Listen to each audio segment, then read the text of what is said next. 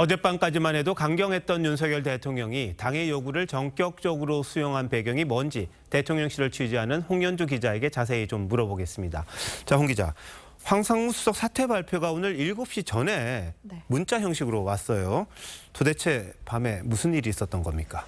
네, 일단 사의를 수용하는 형식이긴 했지만 전적으로 윤석열 대통령의 결단이라는 게 대체적 시각입니다.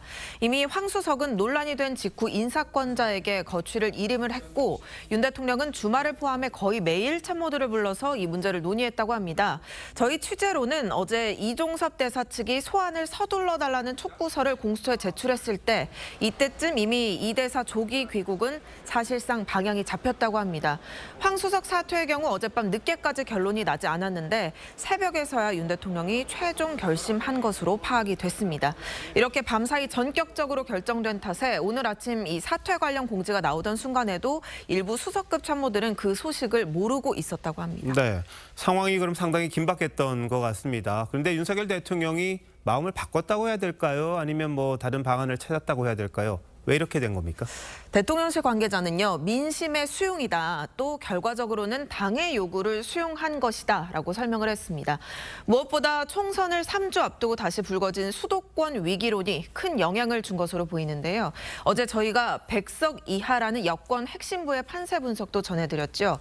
윤 대통령은 그동안 원칙론과 법적 판단을 기준으로 중요한 결정을 해왔는데 이번에는 국민 정서와 여론 수렴에 더 무게를 실은 걸로 봐야 할 것 같습니다. 자, 이종섭 대사가 들어오면 일단 도피 논란은 좀 수그러들 걸로 보입니다. 근데 핵심이 그거죠. 수사 외압 논란. 이건 어떻게 될 걸로 예상합니까? 네, 지금 고발한 지 6개월이 지나도록 조사 속도가 더딘 게 사실입니다. 이 부분에 대해서 정부 입장은 분명한데요. 이 대사 측과 대통령실에서 빨리 소환해서 조사하라라고 촉구를 하는 건 해병대원 사망 사건에 대한 수사권이 경찰에 있기 때문에 이종섭 당시 국방장관에게는 남용할 권한이 없었다. 그러니까 직권 남용이 성립하지 않는다는 겁니다. 공수처는 현재 압수수색을 통해 확보한 압수물 포렌식 작업 등 자료 분석에 속도를 내고 있는데 향후 수사에서 이 부분 집중적으로 들여다볼 계획으로 보입니다. 여권에서는 이런 이야기 하잖아요. 공수처가 6개월 이상, 고발이 6개월이나 지났는데 수사 한 번도 안 하다가 뭐 호주 대사 나간다 그러니까 이런 식으로 했다. 그게 좀 공작 아니냐 이런 입장이었잖아요. 그러다 보니까 이 대사에 대한 조치가 좀 늦었고 좀 강경했던 것 아니냐 이런 지적입니다. 네, 정리를 해드리면 지난해 9월 민주당이 고발한 이후 공수처는 반년간 소환 한 번 없이 출국 금지 조치만 2차례 연장했습니다. 이번에 이 대사가 직접 들어와서 조사를 촉구하면 실제 의도가 뭐였는지 드러나지 않겠느냐는 시각도 있습니다. 네. 일단 뭐 당정 관계 봉합 국면으로 들어간 건 사실인 것 같아요. 한동훈 위원장이 운명 공동체라는 말까지 썼습니다. 근데 조금 전에 전해드렸습니다만 비례대표 놓고 아직까지 갈등이 좀 남아 있는데 어떻게 될 것 같으세요? 대통령실은 지금 이 공천과 관련해서는 당이 알아서 할 문제다라면서 확실히 선을 긋고 있습니다.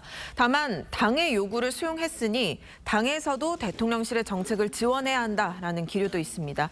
한 관계자는 그동안 의료개혁이나 물가관리와 같은 정책 의제를 여당이 적극적으로 지원하지 않았다면서 이제는 당에서도 달라진 태도를 보여야 할 때다라고 전했습니다. 네, 갈등이 완전히 꺼진 건지 아니면 다시 또 붙을지 하루 이틀 좀 지켜봐야겠군요. 자, 홍 기자 잘 들었습니다.